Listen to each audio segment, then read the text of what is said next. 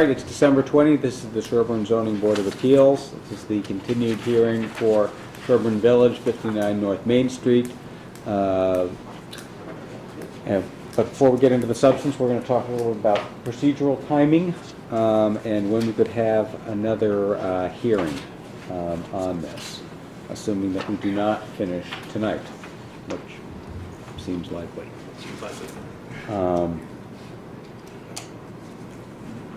Mid-late January. What's your sense? We haven't been through Tom's report. We haven't been through your report. Conscom is here and doubtless has something to say. Planning might have something to say. The neighbors might have something to say. These are all just educated guesses. Right. Yeah, mid to later. I know there's a holiday with Martin Luther King Day. Maybe So after that. For the week, I don't know. It doesn't matter to me. How does that work? February will be a little bit tighter for schedules. Right. You're hoping to be able to get through and get done. Right. So, right. The 17th, Which is a Wednesday, Wednesday the 17th. or the 18th. Trevor, suggest Wednesday the 17th. okay. All right, so the next hearing for this will be Wednesday the 17th, January. That's some issue with the septic. Hopefully the septic will be, because that's a Board of Health meeting. Okay, well, we may have to go into, We did submit to the Board of Health for Right. a soil absorption plan, so I know we were not on for tonight's meeting, so I would hopefully be on by that meeting Okay. for consideration. all right. And then a regular meeting for the rest of us. Jeannie had a couple of things, including Mr. Stevens wanting to come in informally. Let's see. We could try that same week or the week after or the week before, whatever suits your fancy best. Week before will not work for me. On vacation that week. Okay.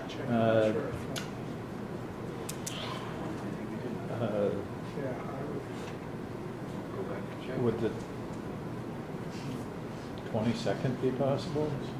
Is that again a Wednesday? It's a Monday, actually. Monday, the 22nd. No, you have historic often on Mondays, right? Sometimes.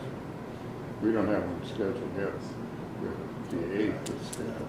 All right, so let's, I'll suggest to Jeannie and everybody that our regular next would be Monday, 22nd January. And she can check people's schedules and people can ping back to me if that doesn't work. Then we've got some Thank you. default settings.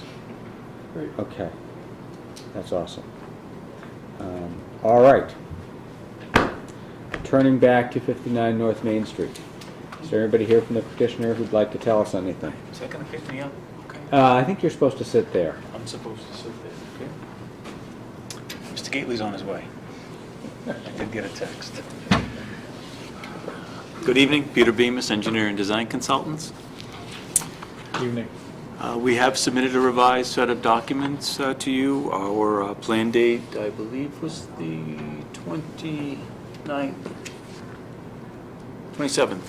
So November 27th is the plan set that was put out, and we got some peer review comments pertaining to the conservation submittal.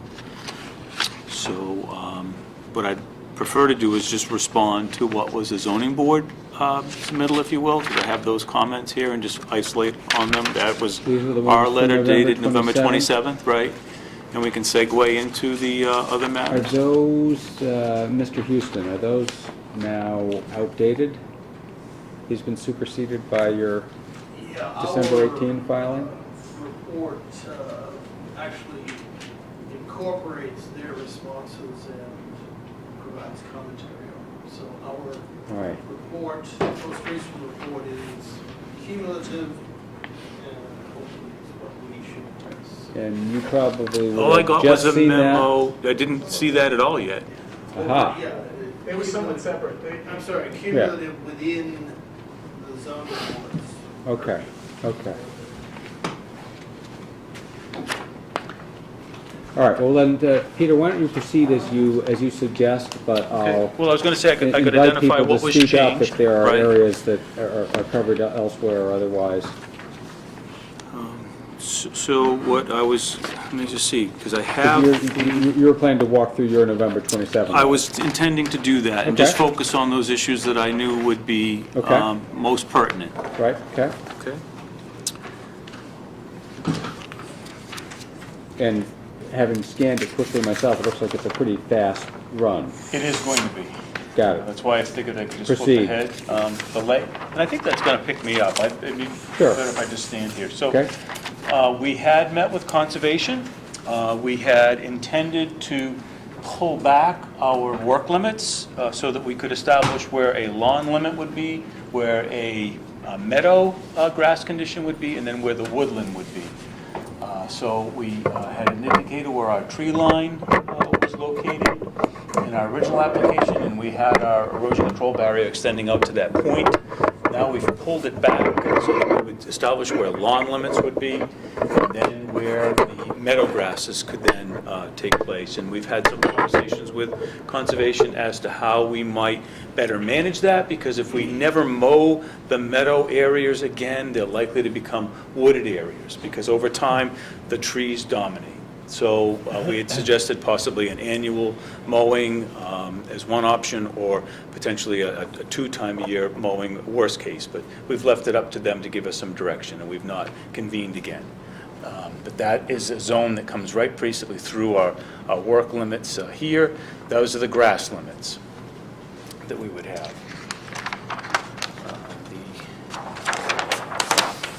The other plan that I have highlighted would be our utility plan, so we could better define that. And the focus was the two water supplies. We have provided to the Board of Health, and I know there'll be a joint session with them, so I don't want to spend too much time on it because I'll rehash it again. But we have our two well locations. We have our water distribution system. This water distribution system would service 6 units, and this water system would service 6 units, 24 bedrooms for the total for the site. Our soil absorption system, we've got a gravity system bringing all of the effluent down to the entrance to our facility. We have a septic tank to separate our solids. We've got a pump chamber to pump up that effluent to a conventional soil absorption system located here in the green. So the green shows all that network. The orange is the roof drainage system, so that's all collected roof water from each of our dwelling units, and then it's going to be recharged back into the ground within those zones. And then our catch basins located at our entrance here on each side would be treated water, pre-treated, then it gets infiltrated back to ground. And then the last feature that I have identified on the plan is the cistern. We met with the fire safety officer and the chief. We agreed that a 20,000-gallon cistern was appropriate for the development here. That would be located in this position. There'll be a riser pipe that they can tap onto in the event of an emergency at the facility. The remaining sets of documents are pretty much what you'd seen before. Again, our roadway system is fairly level, coming in, coming out, not a great deal of slope. We had a lighting photometric plan that we had provided in the last set, and our details, stormwater management plan, so a SWEP was also introduced in the plan set. And then the plans done by Stephen Cosmos, a landscape architect, where we identified what trees would be eliminated as part of the existing landscape and then what would be planted. And that detailed on 2 sheets with this planting plan and notes. So I'll just flip back because we're likely to spend more time talking about these 2 plans. So to go back through the commentary, again, from what we're stressing as we've been making this application before you is that we are a 55 and over development. Our flows are based upon a reduction that Title V affords projects that are designated as age-restricted. It's 150 gallons per unit, or 2-bedroom unit. We've got our 12 units, that's 1,800 gallons per day of total consumption. So therefore, our wells are broken up into 2 separate wells at 900 gallons per day per well. And our soil absorption system is also based on that 1,800, so we're well below any thresholds for environmental impacts. Traffic, we did ask through the process that we waive any additional traffic analysis, so I just wanted to bring that back up because that was another point that I think needs to be established if we do. We had indicated that we're on a fairly heavily traveled roadway within your community already. I don't believe that our 12 units are going to exacerbate that condition. We have plenty of sight distance going in the north and south directions from our driveway. Ahead, just don't need to do every one of these points. Right, so tell us Yeah, where you the are. I'm highlights, following along, right. but just so we can make sure everybody can. So one of the other points was we'll have a professional management company here So just controlling where the are you in the site. numbering Oh, system? I'm 27. So it was Okay. that we were going to have our refuse would be contained within each residence, and then it would be collected. So what I was going to say is overall, we will have a professional management company responsible for this. We're responsible for our soil absorption system, responsible for our water supply distribution system. They would be responsible for the management and maintenance of the site. Sorry, Ben. Sorry.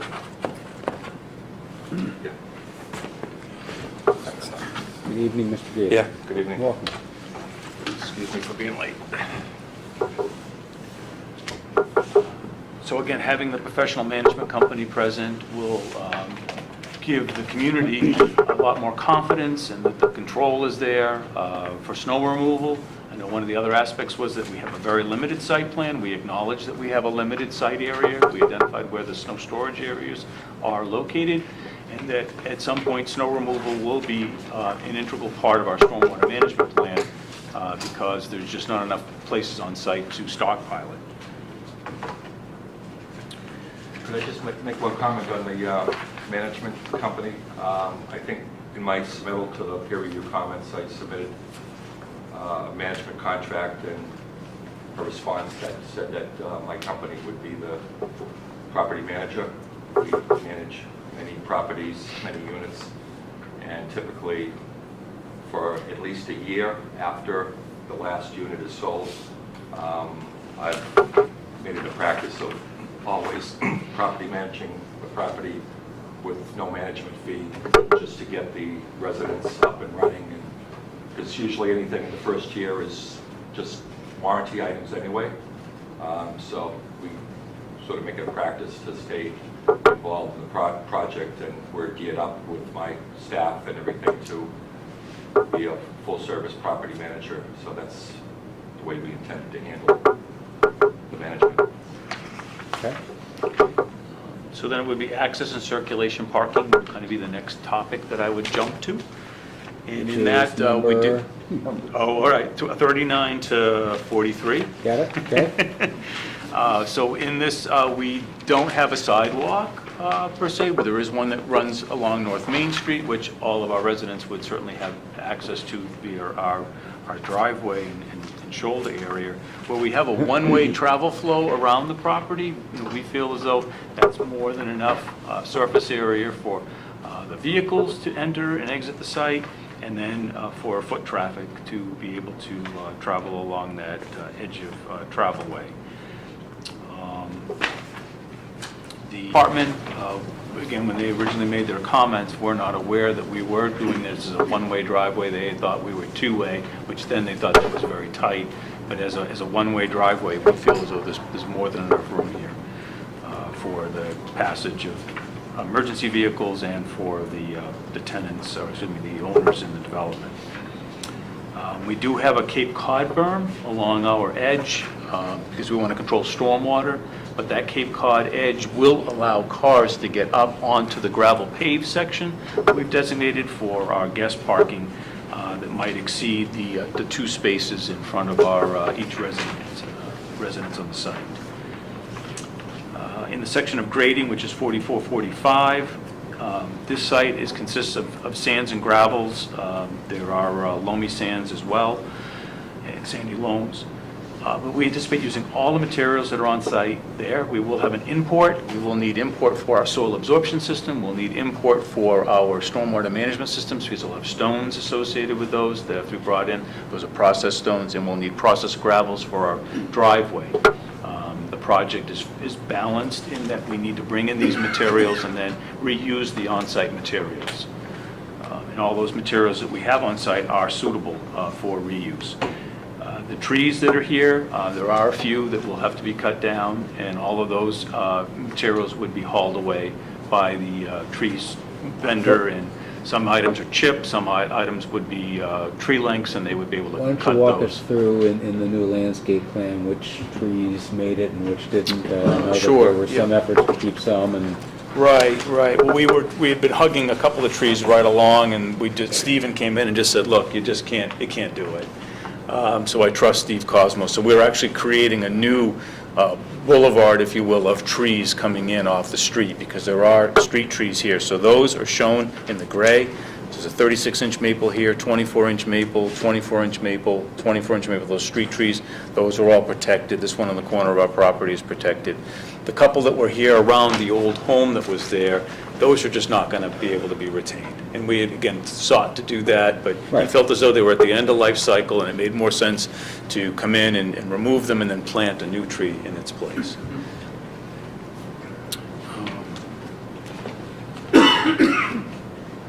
So in our response on 46 to 48, we say, see the plan by Cosmos Associates. So it's kind of not a good answer, but I'd be happy to go through it some more. We did provide your narrative expands on it a little bit. a little bit, right. But again, I think it's more important to have you can see the formality of what he's creating around the front entrances to the units and along the driveway and then along the street front, because we're complementing those existing street trees that are on North Main Street. Are they also maple trees? They are AS, so let's see what the code is for an AS. Green Mountain Sugar Maple. What size? Okay. 2.5, 3. So it's kind of a standard tree. I could probably say they might be bigger. Let Mr. Gately weigh in on that one. But given time, though, it's a good hardy tree. I mean, it's a good New England tree, so. Okay. Project impacts is the next section. So one thing would be blasting, vibration, that sort of thing. To date, all the soil testing that we've conducted on site, we have not found there to be ledge. So I don't believe there's going to be a shallot or refusal condition that's going to impose a blasting need. Sometimes when you get soils like we have here, we may get into some very large rocks, boulders, and those exceeding, a yard or two could become cumbersome for removal or relocation on site, and sometimes you'll have to bring in a hammer for those. So I would expect that in some cases we may have to have a hammer. Usually when that's done, it's done on a daily basis because you're paying for a rental, and folks have to suffer through that for a short period of time, but once it starts and it's done, it's over. When you say a hammer, you mean the hydraulic arm Hydraulic with the hammer is jack on attached the end? to an excavator. Any of the smaller hammers, I tend to doubt that's going to become much of a burden to anyone. But the ones that are attached to an excavator can make a lot of noise. We would do all of that work in accordance with the limited hours that the community has imposed. So I'm not sure what the Saturday and holiday activities are. Typically Sunday, none of that work can take place in any community. So we would honor whatever your local requirements are.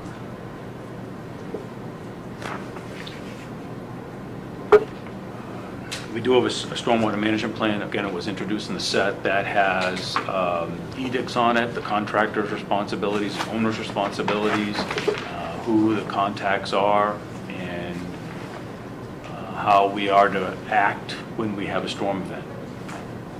So that's part of the plan set, and typically we have the contractor, owner, everyone signs on to that document. That becomes part of the contract for construction. The next part was architectural. To the extent that we've been involved in architecture, I mean, we've worked with Vin's architect to come up with the plans so that we could locate all these dwelling units on the site. We've talked about what the shape of them are and how they can fluctuate a bit, because Ben had a couple of different plans. What we drew on our site plan was the largest unit. So anything from here could become smaller, but definitely not larger. So that our stormwater management system and all of our critical adjacency components of parking and utilities would work in the event that the building was smaller versus larger. Utility plan, I did go through that with you when I did present it. Again, the water system, 6 units for one well, 6 units for the other well. We did bring Preventure Engineering on. If you recall from the last meeting, I described that we would be retaining Don Preventure Engineering. And again, the details of Donald's proposal is really specific to the Board of Health, and we can submit that to the Board of Health. So maybe when they get together with us, it'd be better to spend the time on that. Could I just back up on one point, because he's reading from his responses. There were 2 sets of responses, and in many cases, you're just reading your own, and those are fairly brief. The architectural was pretty much all my issues to respond to. 59, which was the, I think there was the issue about the lofts Right. upstairs. Right? That could be considered a 3rd bedroom. And I submitted draft master deed and unit deed documents showing that there would be a deed restriction that every owner would be aware of, and that would be enforced as much as it can be, and everybody would be certainly aware when they buy their unit. Any future buyers would be aware, because of the deed restriction, that is a 2-bedroom unit, and there is no converting of any other spaces, possibly finished basements, because we do have some walkout conditions. Those can never be turned into a bedroom. And I think we discussed last time, and if we didn't, we should. The town has sort of adopted a procedure for this, where it's the DEP form. Goes on like a page and a half, and it's got to be, in big print. And I think we talked about that. Right, yes. And I saw you submitted some, but I didn't get a chance to take a look at them. Okay.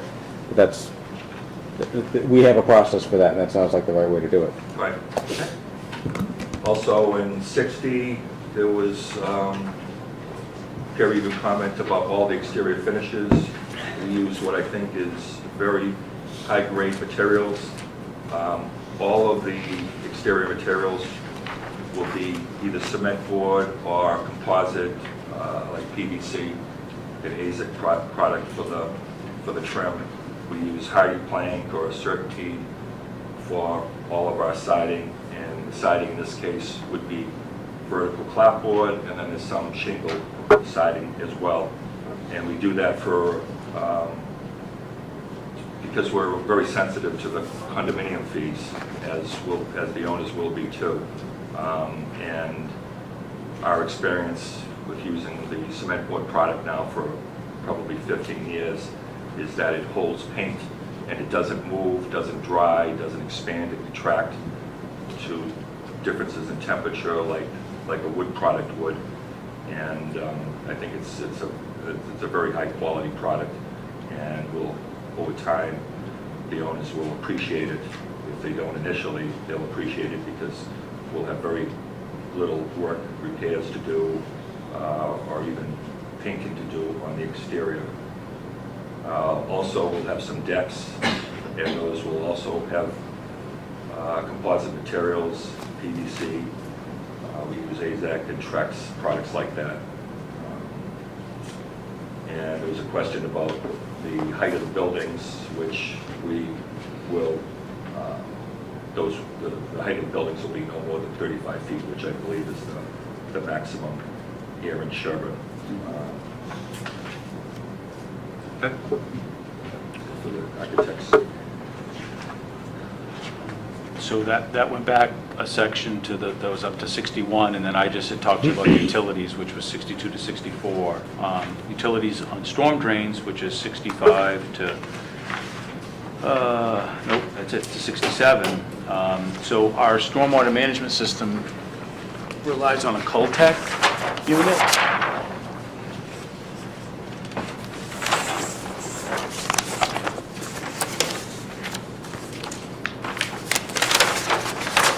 The details of which are on the detail plan, but you can see these areas that are in orange are those Cultec units. And in all instances, based upon the soil testing that we had conducted to date, those are all at least 2 feet, if not more, above maximum observed groundwater for the site.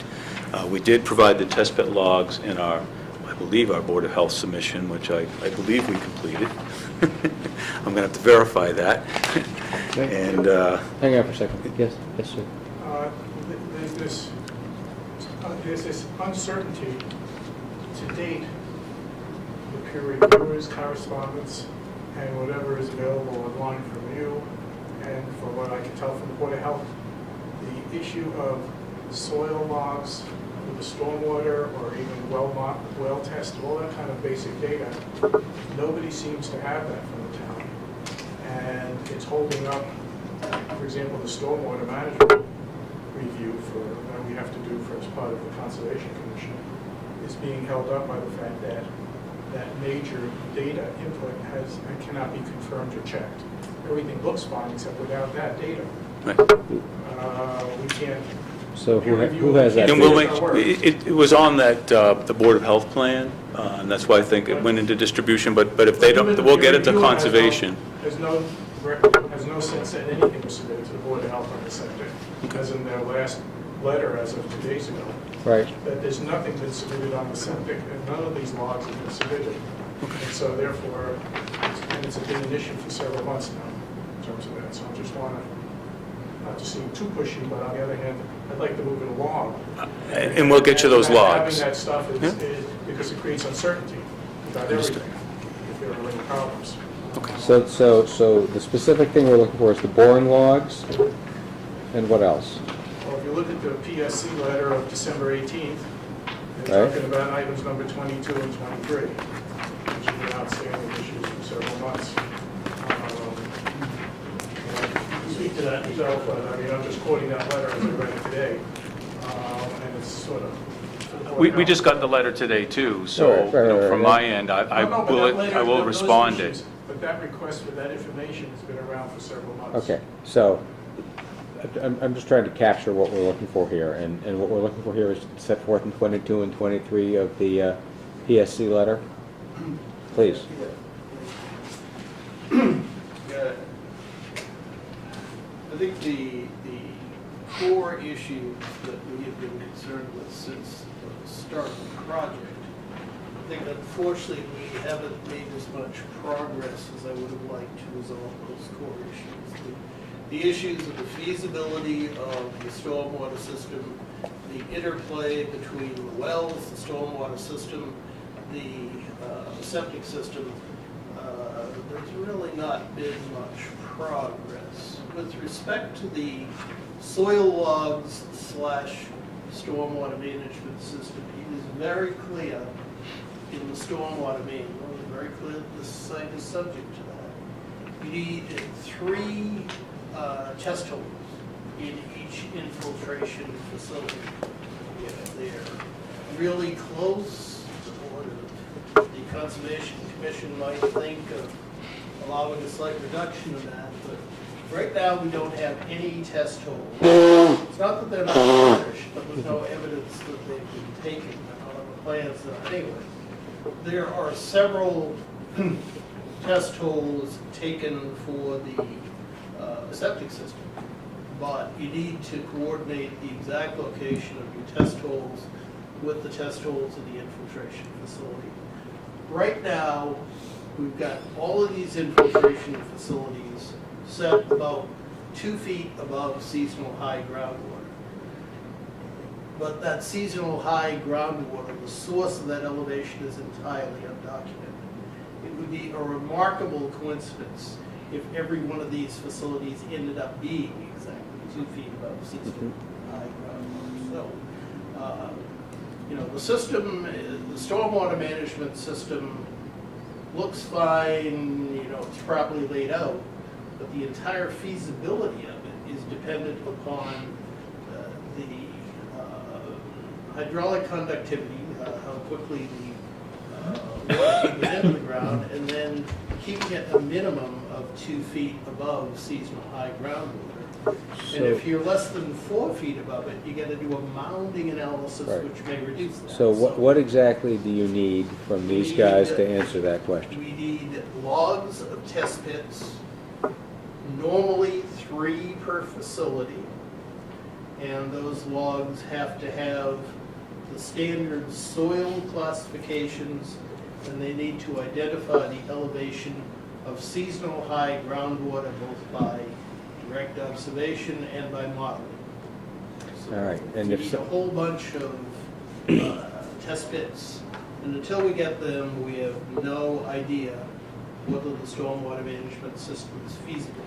There are concerns about it simply because of where you know groundwater is on the site. It's no more than a foot below Right, the all wetlands, right, for example. I'm just trying to get the order ready before we hand it into the kitchen. Well, I used to work in restaurants a long time ago.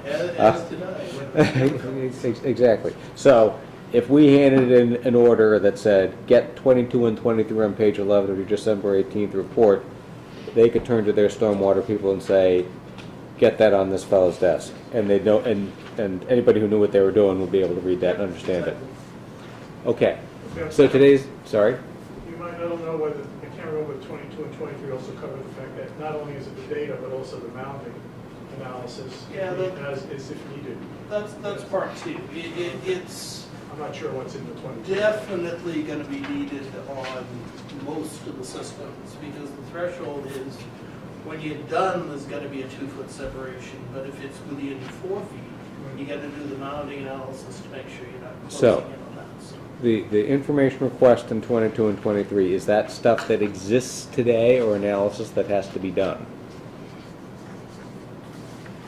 Is it on the shelf or something that has to be cooked, continuing our analogy? We know we owe it to him. Right, We right. do know that. Yeah, right. I'm just trying to figure out if it's the difference between, Ron, hand me that piece of paper, and Ron, go write the report, which is two different. It seems to be a combination of data and an analysis. Yeah, exactly. No, I would agree. I would not disagree with Tom's assessment. We do need to provide him with data and with analysis. Okay. Agreed. I don't know the town's policy, but in many towns, those tests have to be witnessed by an agent of the town. I would imagine our town probably feels strongly that the agent has to be there. To my knowledge, I don't think any of those tests have been done. I see, okay, so it's not just a matter of go to the In some instances, photocopier. Some have been and some haven't. Okay. That's why I'm saying is. All right, so Some- what is a rational timeline from your standpoint to be able to deliver to Tom what he needs, probably including the mounding analysis, because if I'm reading between the lines here, that's gonna have to be done unless you're very fortunate in the way the first data comes back. Yeah, the only way we could bypass the mounding analysis is if the groundwater was unexpectedly deeper than we think it is in all these Well, locations. that happens in Sherborn, but it's pretty rare. Yeah, no, I would anticipate doing a drawdown analysis, and we Right. have done hydraulic conductivity analysis on the site already. Not to the extent that Tom's firm is asking for it, however. We do have tests within all of these leaching areas, but just not to the extent that he has it, and it's not on the plan, and All right. we Well, can I'll provide him break- with the data. Fair enough, I'll break my ask up into two parts, which is there a compelling reason why you can't get him what you have now, such as it is, incomplete, by close of business Friday, given that today's the 20th? This Or- Friday, you mean? Yeah, this Yeah, Friday. sorry. I said what you have now. What I have Would- now, I mean, it sounds like you have it on some hits. We have Would some- that be we have some at least somewhat data, helpful, yes. or is it a waste of your time unless you have the whole thing? Well, We don't want to waste your we time. ultimately need all the data. Okay, well, There's some you know, information that can be provided now, we can always take a look at well, it. you tell me. It could because. Better to get everything in. All right. So, all right. back to one part. When can you get him what he needs? Is he asking for more? No, I can provide him with some supplemental information, because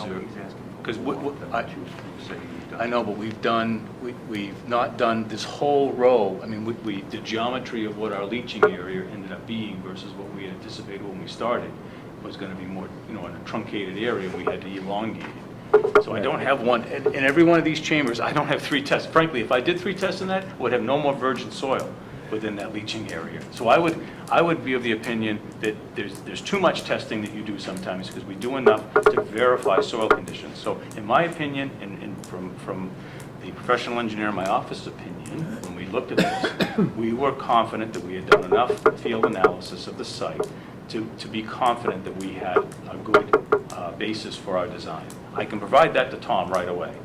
That I can give him, and give him why we designed our system the way he did. To get 3 tests in every single leaching area, I don't have that. But it sounds like at least some testing was witnessed by the agent is common. Yes, the town agent, or he was there? Mark Oram has been here. Oh, was he there to witness your test? Not when I was involved in the project, Okay. but Mr. Oram has been on this site. A Oh, wait a soil second. scientist Whoa. from, You gotta answer the question asked. Okay, It go was he there to witness the test? yes, he's been on the site to witness testing on Okay. the site. Not with our firm, but with others. Yeah. There was testing that I had conducted with the interim agent that they had, and then independent of myself and prior engineers that have been involved in the site. A soil scientist from UMass had come out Right. and done an analysis too, because there was some contradictions from Mr. Oram's assessment Right. and the prior owner in their review of the site. Right. So Okay. there's been I believe, quite a corroboration of evidence from the site by different independent parties. I mean, I think all coming back with the same conclusion in some instances. So how do we get that bundled up into a useful box and put in front of not only the peer reviewer, but I guess the CONSCOM needs to see Right. it as well? Because it's not on the plans, The Board of Health. but it is on the Board of Health has most of this testing as it related to the soil absorption system. The other areas within the site where the stormwater piece is, I probably can pull that together and get that to Tom and get him enough data so that he can feel comfortable with the site and the way we've approached it. If we have to do some supplemental testing, I probably can get that done in like a week's time, I would guess. Mr. As long as the Houston, how weather do you feel cooperates. about that? Well, if I may use your graphic, just,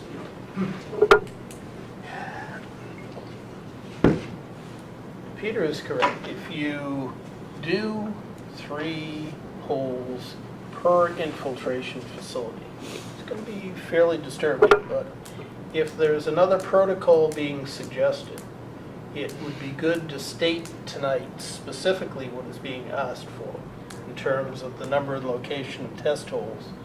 And somehow there has to be feedback also from the Conservation Commission to know that they're on board with a reduction in the number of test holes. As far as I know, and they are shown on this plan, for example, there are test pits here, but they are, using an extreme word, exclusively oriented towards the soil absorption system for septic. There's none around the stormwater facilities. So I'm asking for 3 for every one of these. We want to talk about a reduction in the number. That's not unreasonable, but let's state specifically what's being asked for tonight so these gentlemen can concur with it, and we will find some mechanism to get input from the Conservation Commission in a formal manner as to whether they agree with the reduction in the numbers. So Right, because you're Before the going, meeting's so over, we should do that. Where I would like to wind up is that the various involved experts, you, Conservation, Board of Health, agree that, okay, Swiss cheesing the site might be perfect. Not digging enough is irresponsible, and we've hit a happy medium that everybody can live with, Yep. and that everyone feels is responsible. And because we want to get these people the information so they can take a look at it and say they agree or they don't. For the stormwater review, we rely on the peer review heavily. For Right. that kind of expertise. Like question would be then to you, Tom, is whether there's enough data that they can get, that they've already done, that when they give it to you, that you can review to provide some basis that there's enough spread of where the testing has been done to see whether there's a uniformity of soils that we don't need to Swiss cheese the site that's the species used, and how we would decide that we're doing our due diligence appropriately with reduced test holes, and what it would take to, I mean, we would rely on you to see what it would take, what level of data we could get and see a certain uniformity that might allow us to do less testing, so that we feel comfortable that we've done our job correctly. And so we're gonna have to rely on you for that, some rationale for that. And I suddenly feel I'm going to have to guess a little bit less as to what the Board of Health wants. That's exactly correct. It's an iterative process. You want to look at the initial round of data, and if the soils and the groundwater are not consistent, then you may want to increase Right. the test holes. But, Tom and Peter, I know it means going back just a little bit, but because several members of the Board of Health have just joined us, maybe you could recap where we are in this issue and what we're trying to get to whom and when, just so they can be in the loop, because just before you all arrived, we were saying what we wanted was for the development team, Conservation Commission, the Board of Health, and the peer reviewer all to sort of be on the same page, that the right soil testing had been observed by the right people, and everybody had agreed that the groundwater, seasonal groundwater level was here, and the mounting analysis was or wasn't needed, and all on the same page, as dumb real estate lawyers would say. Yeah. Do you want to try to recap what it is you're asking the development team for, just so it's mostly what's in 22 and 23 of your December 18 report? right now, the feasibility of the stormwater management system, which depends upon infiltration, needs to be established through a systematic program of soil testing, specifically test pits, which will classify the soils and also by direct observation and modeling determine the elevation of seasonal high groundwater. What we are aware of that exists today, and I don't know what Peter may have in his files that has not been submitted, but what we have is shown on the site plan. The test pits are here, and they're primarily oriented towards the soil absorption system for the septic system. According to the stormwater manual, we're supposed to have 3 test pits in each infiltration facility, and to my knowledge now we have none. So our testing is sort of focused in the middle of the site. We've got infiltration facilities sort of on the periphery of the site, and no soil testing to establish their feasibility.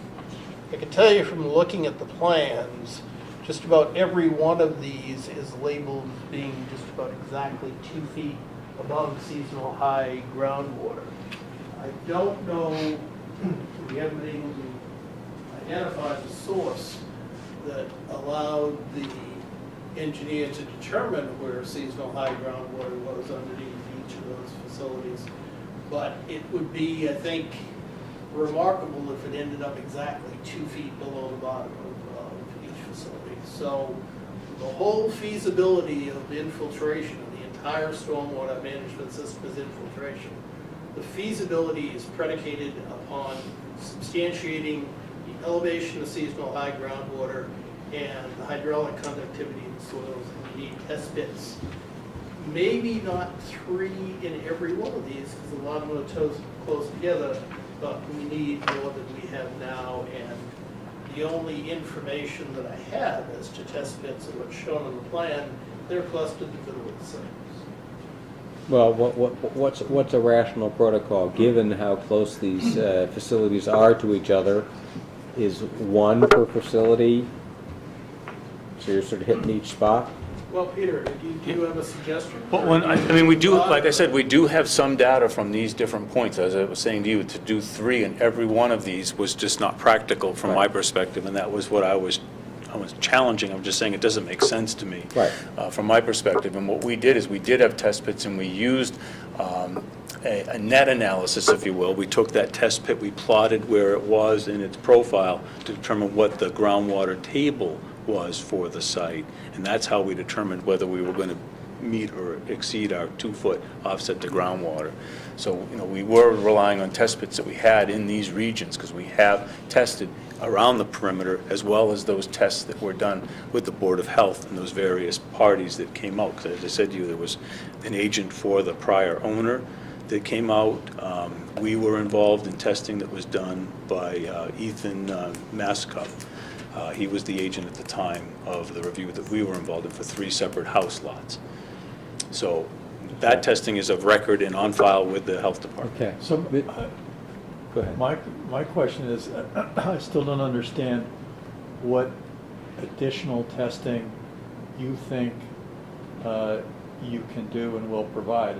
Are you saying that you've already done sufficient testing, and you don't think you should have to do more? No, or- we felt as though we had enough to be able to put this design forward with you folks. And again, if you recall, when we started this, Ben was trying to minimize how much engineering he had to do up front. And we've slowly been pulled down the engineering corridor, and I've been doing this for Vin all through this process, because I was kind of told, stop here, stop here, stop here. And I continue to get pulled down the corridor to do it. I have no problem trying to address some of Tom's concerns with some more supplemental testing that we could probably get done within a week's time.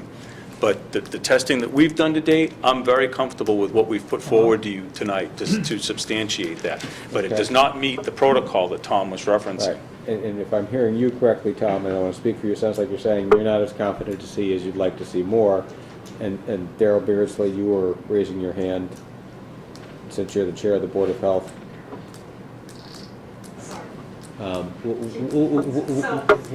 What does the Board of Health want to see here? Yes, I would like, And some supplemental. it may well be that there are observed and documented testing that have been done in those areas, because there was a lot of evaluation on the site. But really, we would need to have a map correlating these features and those prior test pits, so that our agent could verify that those were observed, they need to be observed. So that would be a step 1. So, For this, there may be the data that we're mentioning, because I do know that many test pits were done. I witnessed a few, not on a technical level, but I was out there. So then that needs to be shared with the peer reviewer. So that's one solution, is no new pits, but put together the puzzle pieces on a map. There may be. Maybe. There may not have been an official test pit done for all Right. of those areas, and then it gets down to questions, and this will be discussed between the Conservation Commission staff, the Board of Health staff, and the peer reviewer about, are the soils that homogeneous, does it make sense, the groundwater analysis that they did, trying to link up data points across the site, yes or no? I mean, so those things need to be. Okay. So just to Go rebut, ahead. is that, or I guess complement the statement, is that the Right. plant, the testing that is shown on the plan, is that of which was witnessed, part of the work that we did with Ethan Masco. That's what we have on the plan, and that's what's on the Board of Health plan, and that's what's on the soil evaluation forms that have already been submitted to the town. Any of the other supplemental testing is not on the plan, because it wasn't put through that same review and protocol. So that's all I'm saying, is that those other data points are there. They're in our internal structure on how we came up with the concept for this drainage system. But I'm telling you right now, it does not meet that protocol, because we That's typically okay. will not approach a site, especially one like this, that's this residential use, and start Swiss cheesing the site, because you lose the integrity of that It sounds like existing nobody in the soil room is condition. saying And that. I don't think he's saying it either. Yeah. I'm just saying it, but I don't want to all of a sudden come back and say, well, I did do it that way. No, I'm telling you now, we Right, did not. You're being very clear. I want to be clear, okay? And Okay, and so- thank you.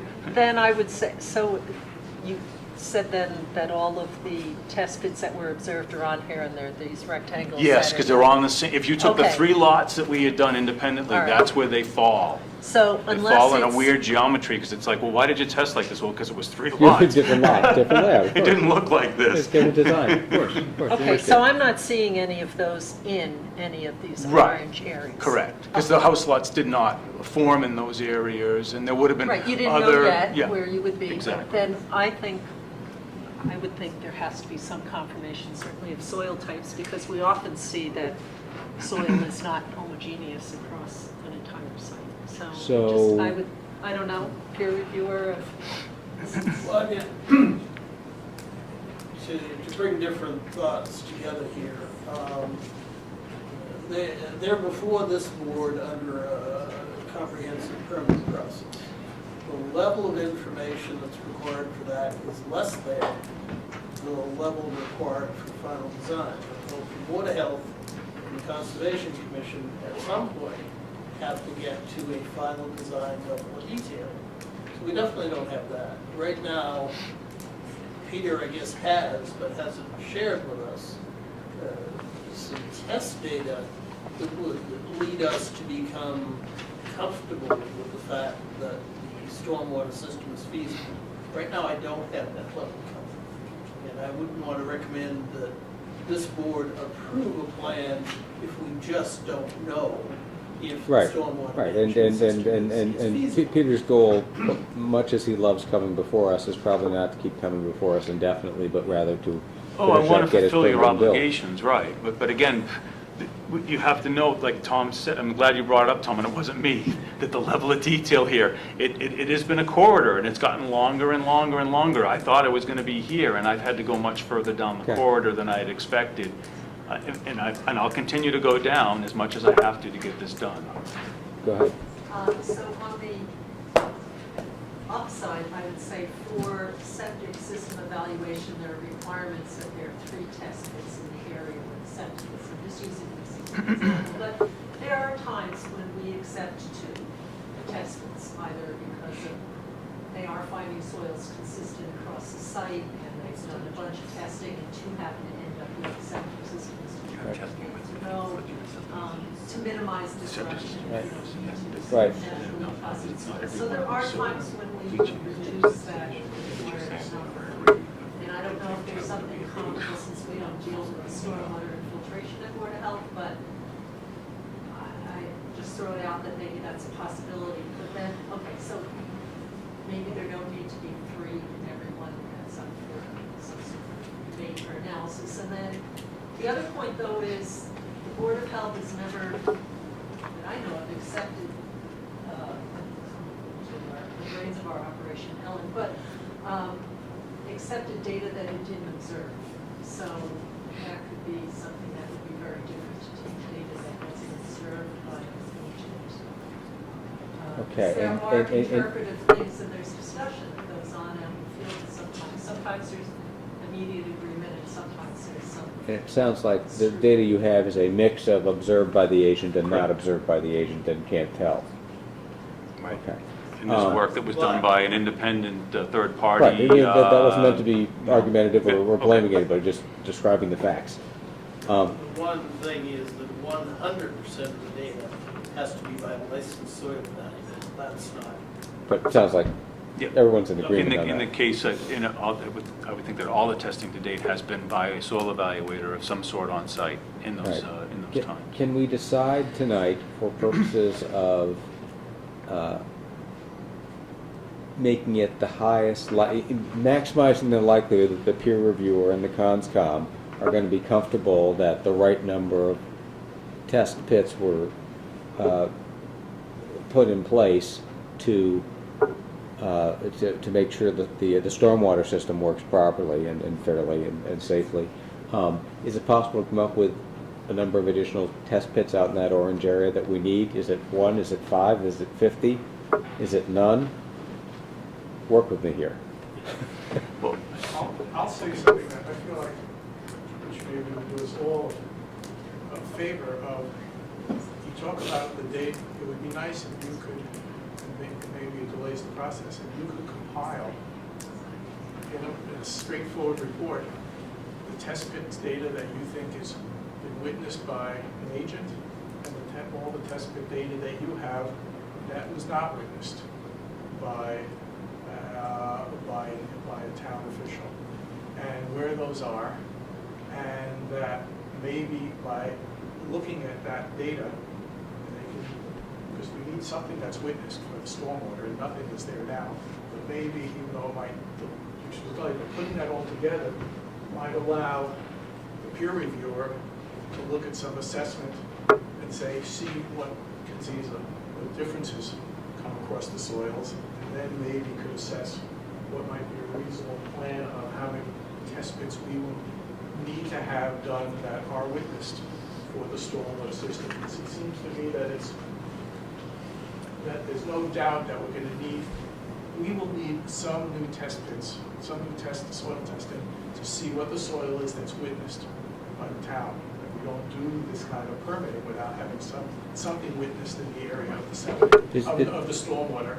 But if you want to save time to figure it out, I don't know if we could pick it tonight, or tonight, as opposed to, why don't you put all the data together in one place as opposed to this. Well, this stuff No, in but a I file. think we can do one thing tonight, because it's sounding like you're going to require some form of a witness test in these locations. And I have to say that that hasn't been done yet, because the witness testing was surrounding these soil absorption right, areas, right. and Nobody I've did never anything wrong made in doing claim that, that they right. weren't. So therefore, I mean, we know we're going to have a leaching area here, but I would say that by doing, and the way these work, by the way, too, it's not like your septic system. Right. I mean, they're functioning in a similar manner, but the design manner that we use, or the design technique that we use, I'm not trying to take advantage of that soil profile of being able to absorb that water. We're using a very conservative approach to how we analyze that portion of the water. Right. So we would need a test here that could be witnessed. We would need a test here and here and here witnessed. I would think we could do 1, 2, 3. If we saw consistency,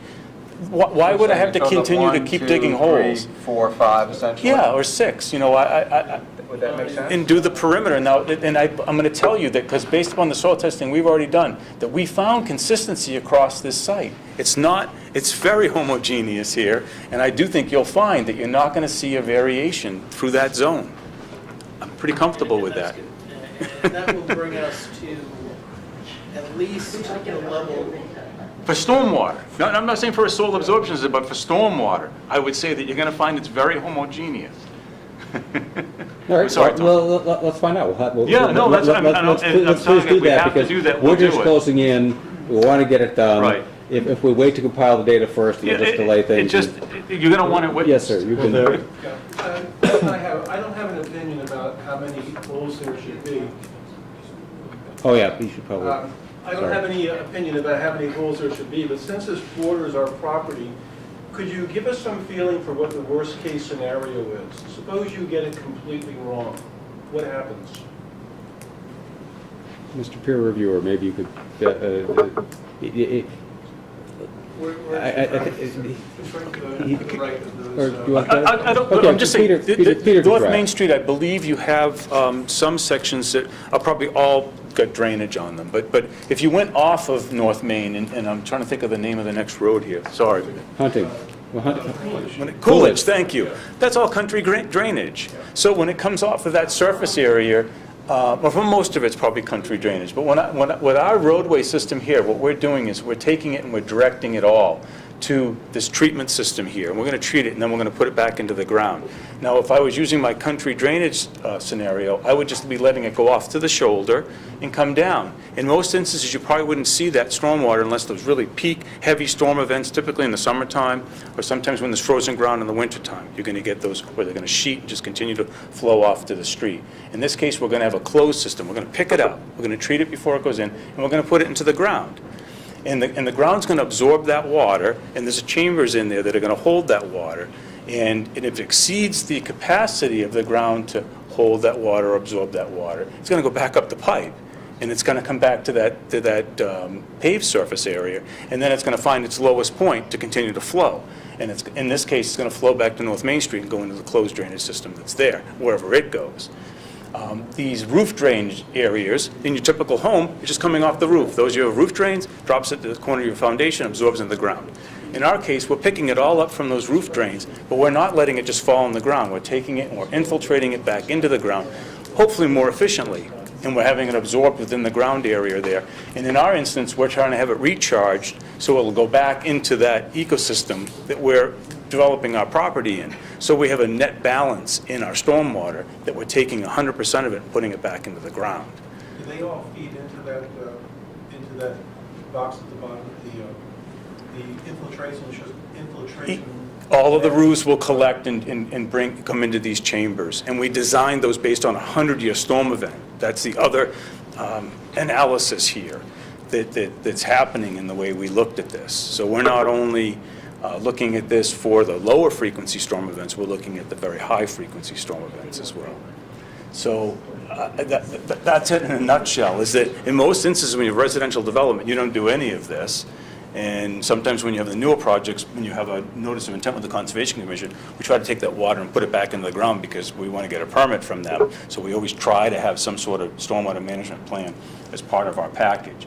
We do have a fairly intense development within this portion of our site. We acknowledge that, and that's why we have to mitigate the stormwater impact. And we did do an analysis so we could at least determine whether our order of magnitude was going to work. But I will say that I didn't take to a test pit in every one of these zones. I mean, we just didn't have the budget or the time to do that up to this point.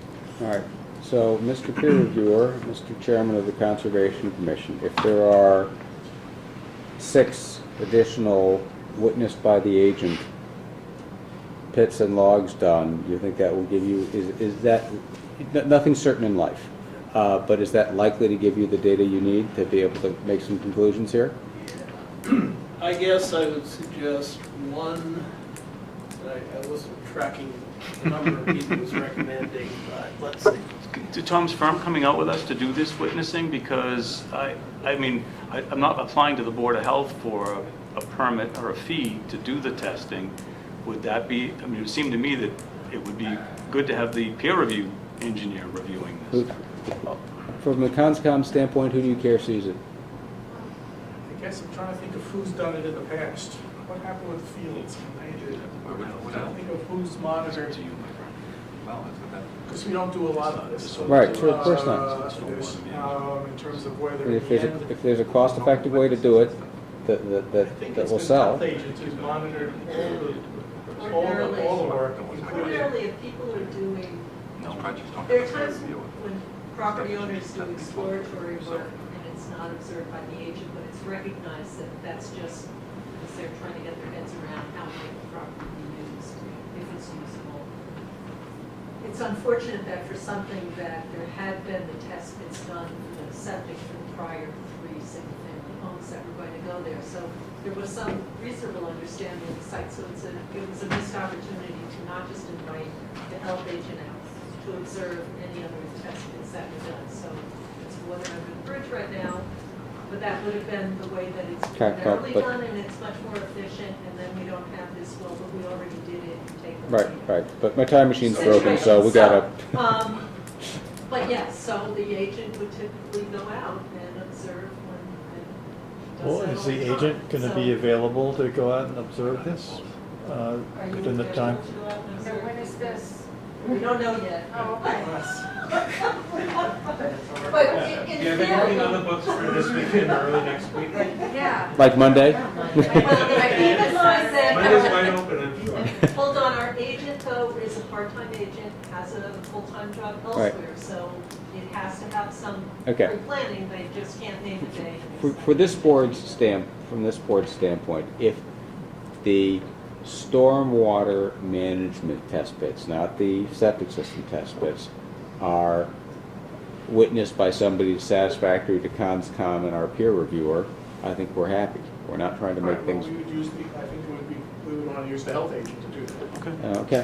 Fine on our end. I just, there's a. That provides a there's certain consistency Right. in terms of any of the other work that comes in. Right, okay. And the question is, let's go back to what are, let's go through a first cut to see Right. what it is that makes sense to get done. Go on, see where you were going, that's where you were going. Yeah, and as a starting point, obviously subject to discussion. One, I'm pointing each one of the. I don't, I'm One, disagreeing with you. 2, 3, 4, 5, 6, 7, 8, 9. I'd come up with 9.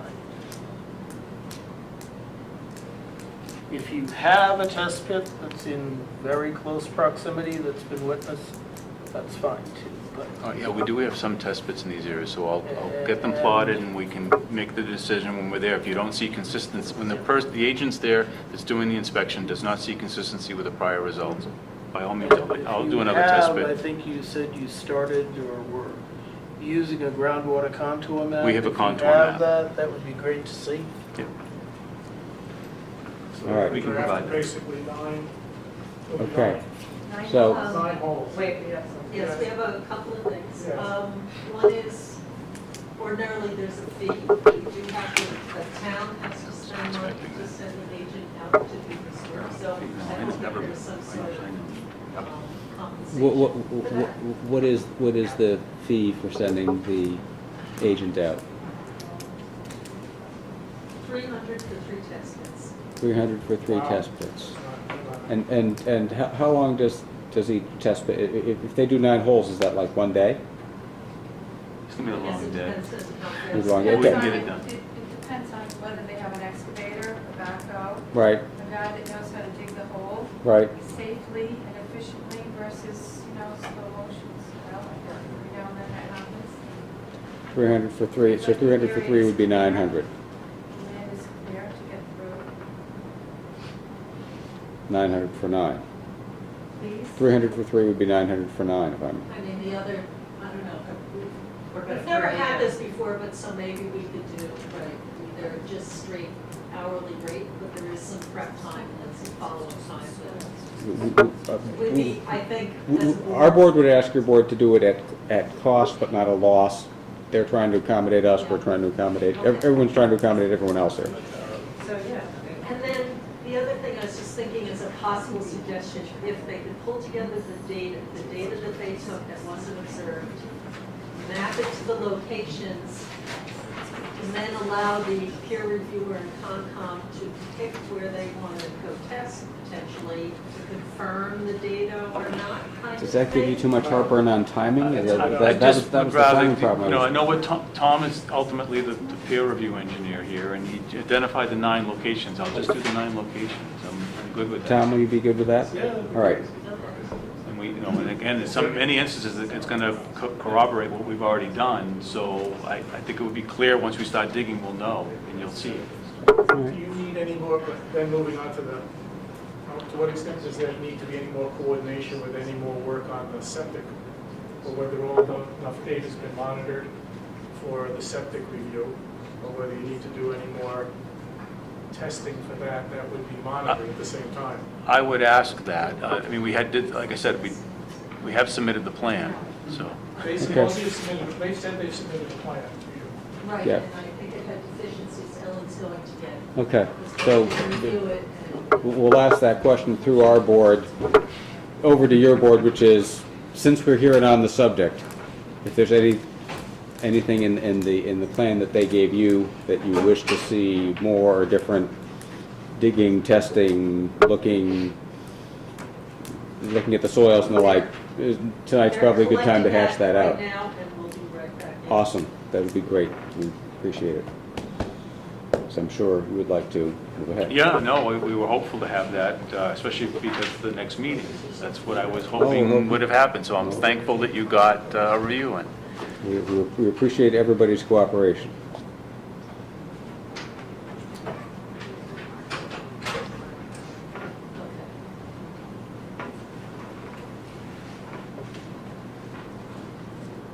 Do you need a few minutes, I can ask some other questions? Yes, go ahead. While they review, can I bring up a few more conservation things that I could possibly be overlook?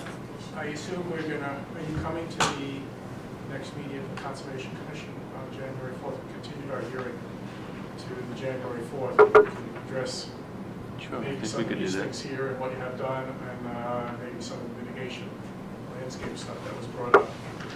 Just for the ZBA to know that,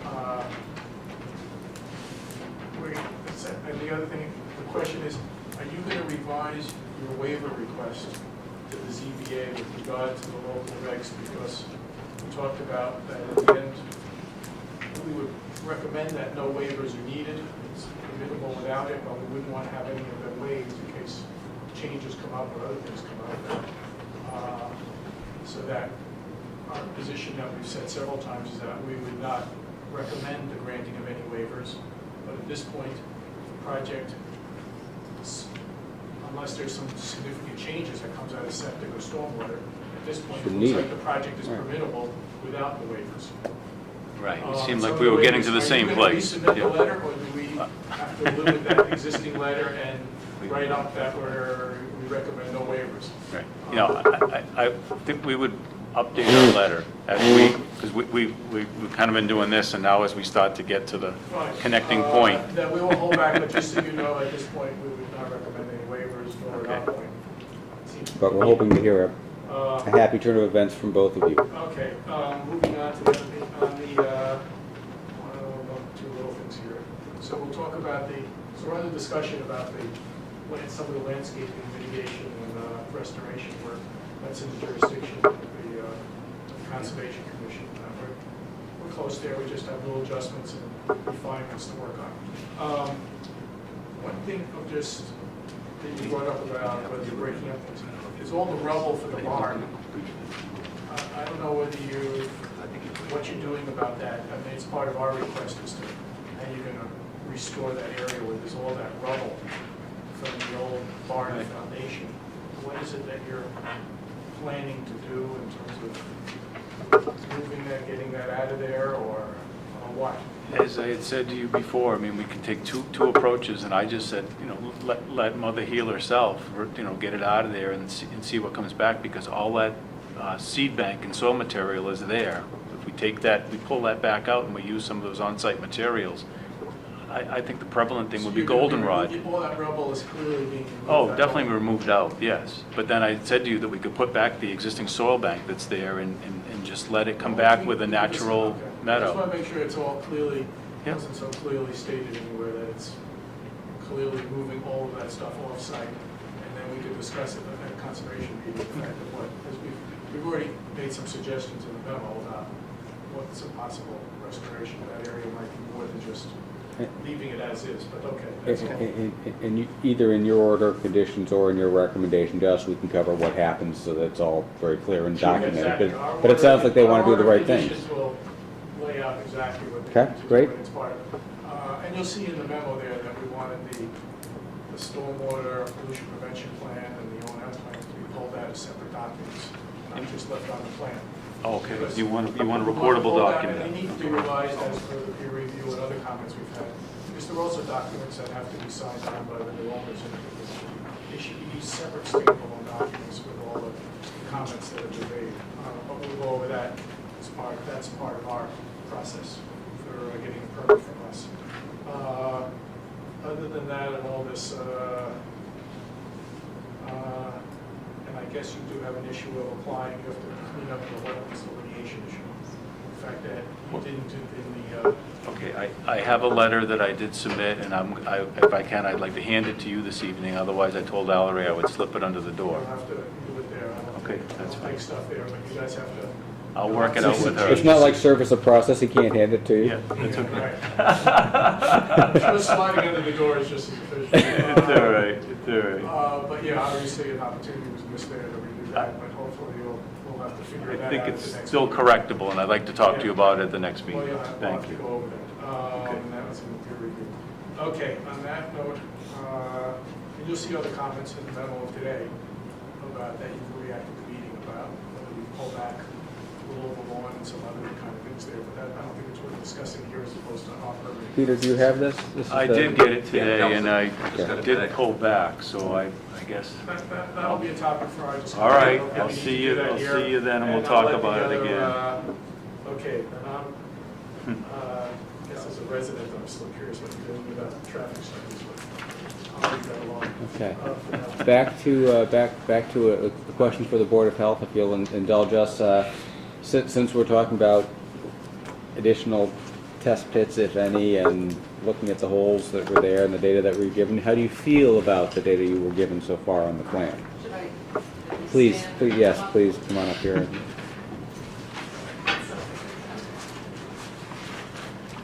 Okay, so, so Mark Oram, health agent, was able to review the plans, and just a few comments.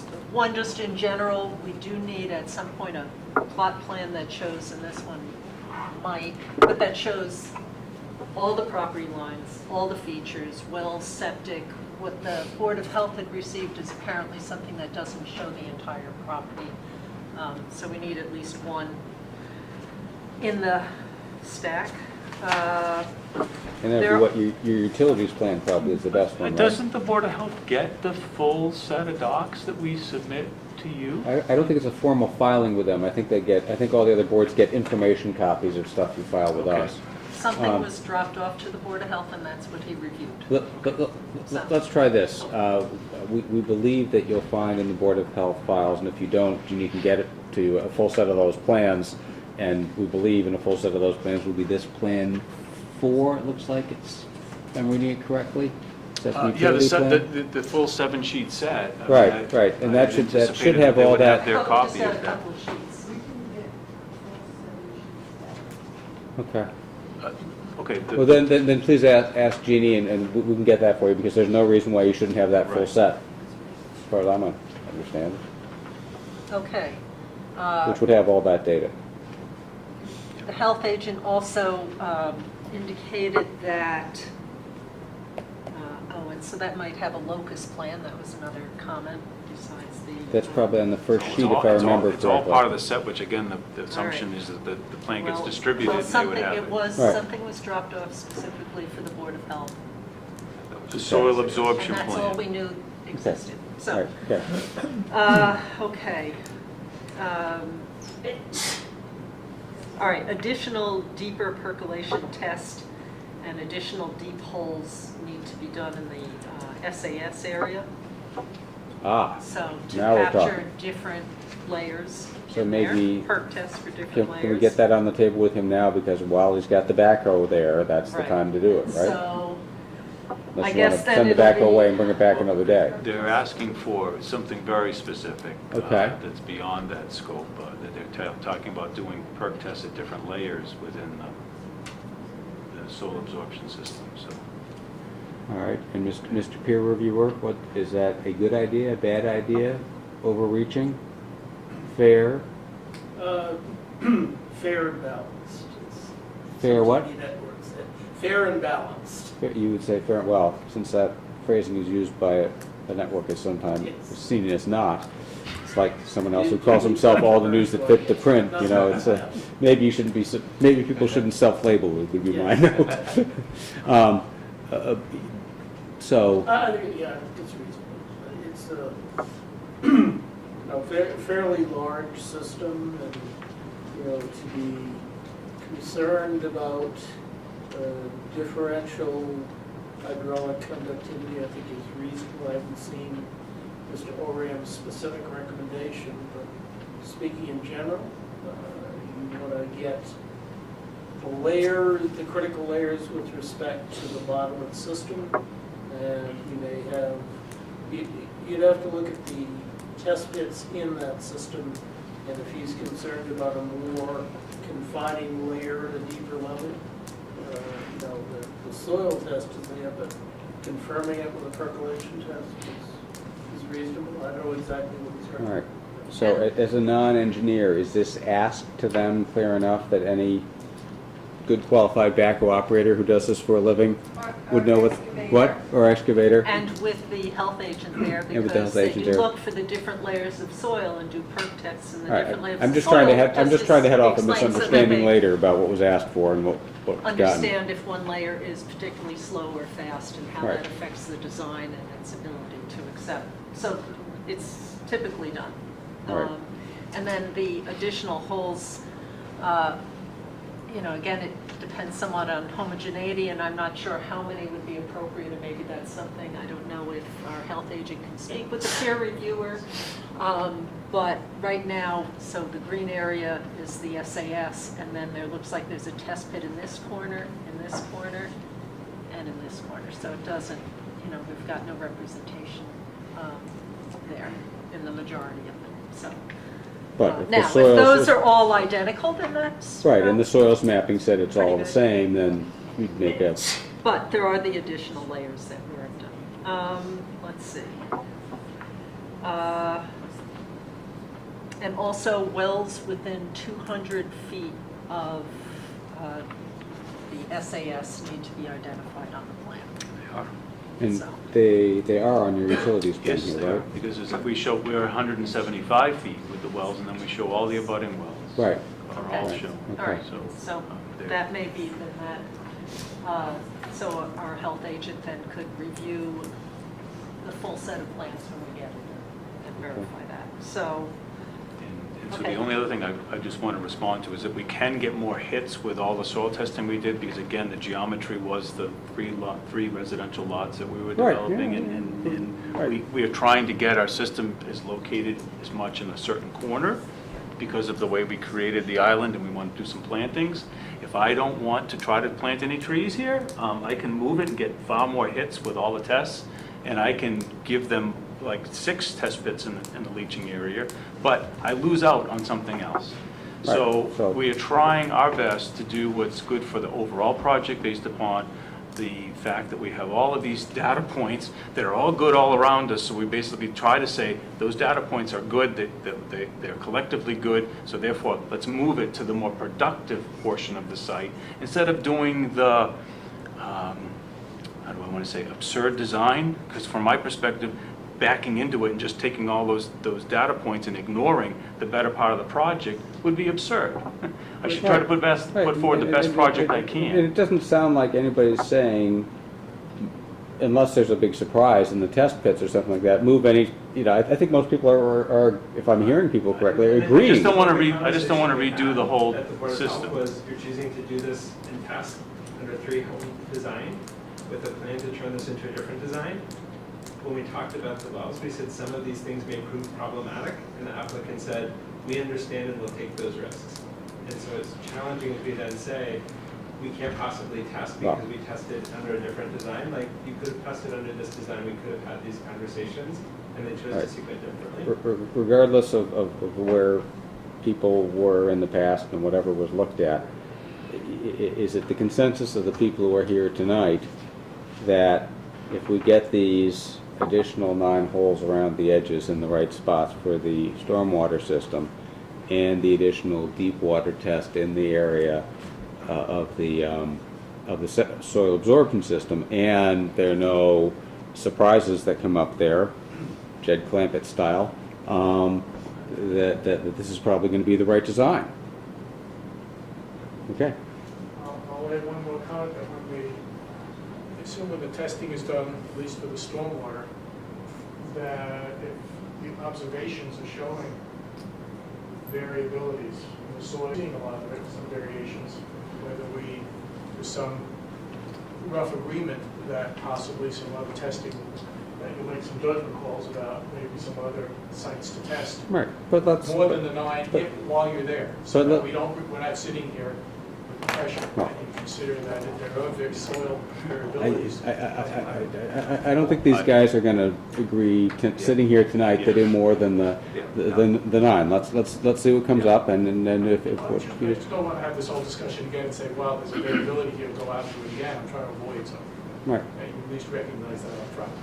No, let's see what comes back, and we'll be most interested to hear what particularly the peer reviewer has to say about all of that, because if I'm hearing you correctly, Tom, you're saying if you have all that data, you think you can look us in the metaphorical eye and say, this is the way it should be or shouldn't be or whatever, it's the right design or the wrong design or whatever. Yeah, relying on the supposition that it's going to be reasonably consistent. Right, Take 9 sure. test holes as examples. Right, right. Should be fine. There's a surprise underground, there's a surprise underground. Okay.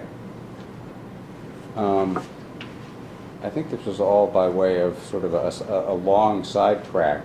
Oh, no, we still got to stay on the track. Okay. Because we need to talk about the well testing program now. All right. Which we provided to the health department as well, and I have additional copies here. That's a great next topic. Please, Sure. please tell us.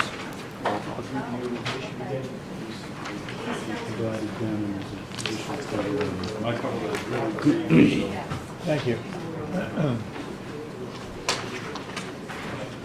All right.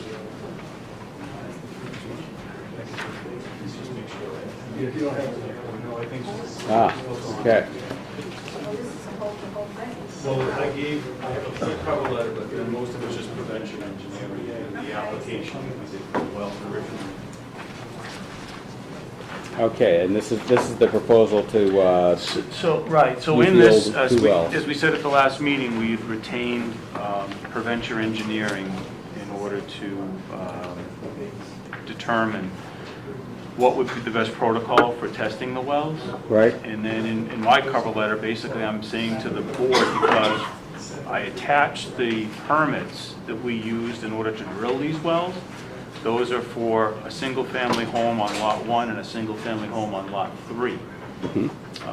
They were two five-bedroom homes that we had sought and received a permit for. That's what we use as our basis for drilling these wells.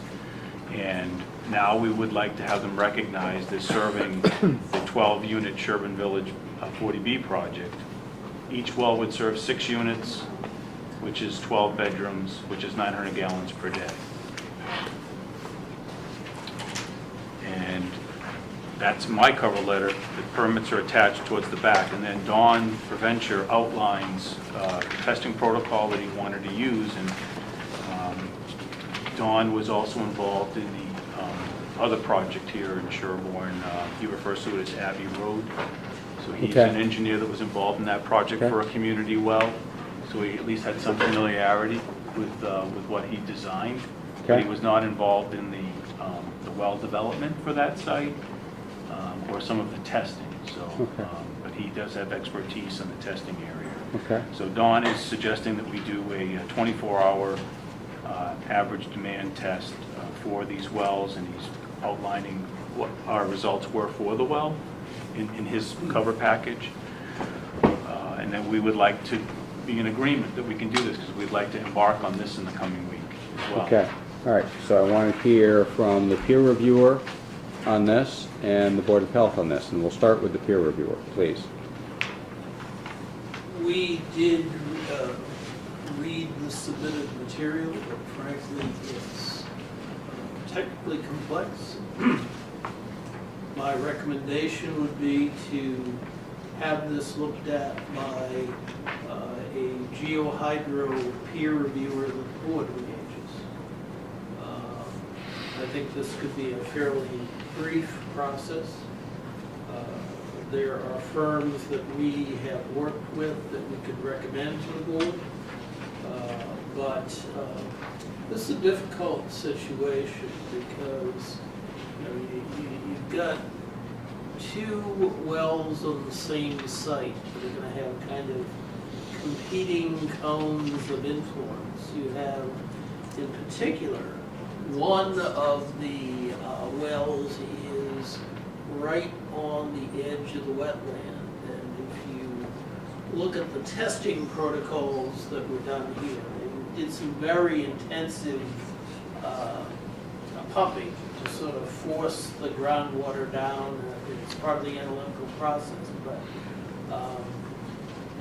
I think they were using 15 to 16 gallons per minute in their protracted pumping tests. But if you figure it out, the 6 and the 12 dwelling units total, in the long term, you're talking about pumping at a shade over 1 gallon a minute all the time. So if you had these very significant drawdowns with these short-term pumping tests, all you really have to do is, for example, lower the groundwater surface in the vicinity of the well near the wetland by a foot, and you impacted the type of wetland that is occurring. They would change the vegetation, not consistent with the Wetlands Protection Act, etc. My take on it is that this person is qualified. It seems like a reasonable analysis. But, from the folks in my firm, we've had experience with well testing, but none of us are really well-developed engineers. I think you should have somebody of that nature take a quick look at it. As I say, we can recommend some folks to you. I think it's a fairly brief program, but I'd rather not just... So your position is trust but verify? Yes, we're, again, quoting political theories today, but yes. Not to endorse anybody who ever said that. Exactly. Or knock anybody who ever said that. Okay. And what is the Board of Health's position on the proposal? Have you seen this? So, since we were anticipating speaking about this after this meeting, we haven't had a chance to all discuss it together, so we're trying to go down and get people's opinions. But off the bat, the one thing that is missing that's different from when we've set up protocols for multiple large wells serving multiple units on the same property is that they be pumped simultaneously so that you understand whether they're interacting with one another. They claim that they'll be able to do that, but not my area of expertise. I'm not certain because in the past when we've established a protocol for not just simultaneous pumping, but also for multiple day testing, which is more consistent with what the DEP also requires when they have well fields. Although we don't require as many days at it, it's just 2 days of pumping. And it seems like there can be a different dynamic depending on how those wells might be connected to one another and then how they might influence neighbors' wells. So that's the concern, whether the lack of simultaneous pumping is going to cause us to miss some kind of impact. The dynamic about the supply on-site and surrounding, and then the duration of the test. All right, so it sounds like your position on this is not yet fully formed, and you need to talk with your board members, and they need to all move We were about it. planning, although it sounds like we're doing it here, they were planning to come to our meeting this evening. Oh, sorry. And discuss it, and then we were going to discuss it, so maybe if other people have other ideas. I got the impression we were doing this jointly, because I got an email that said this was going to be a joint meeting, so I just assumed that that's why this was the next topic. Okay, so. Okay. I I guess it is now. Yeah, right. Because I was surprised myself too, but I was like, I'll be prepared. Great. No, So no. I made more copies. I was only explaining why I couldn't give a Okay. summary of what the board has discussed, because the board has not discussed. Right, and so I have a few questions and comments. I very much concur with Darrell's recommendation that we would typically like to see ourselves simultaneously, because that is going to be the scenario when people are occupying this property. So we want to get as close to a conservative simulation of what conditions are going to be when people are living there as feasible. So I strongly recommend simultaneous pumping. I also think I'm not crazy about the idea of shutting one off and looking at the drawdown in one of the pumping wells and using that as an indicator for what could be happening at abutting wells. I am not in agreement with that approach at all, because I don't have a sense of, for the abutters, how deep are their wells? What is, Right. it's a very specific situation. So I would not be comfortable with trying to use take turns using these actual pumping wells on that property as an indicator of what could be happening on a budding well. So I guess I just off the bat, and I had literally 5 minutes to look at this, those are some of my concerns. Okay.